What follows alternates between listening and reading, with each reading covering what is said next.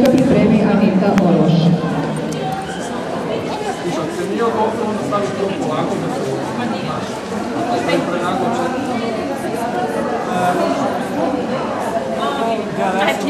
stavi ovdje opet. Stavi jednog slika.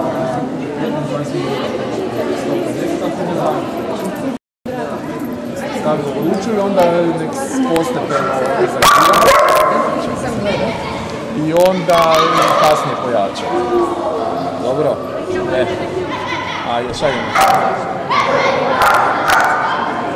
Šta je? Jes.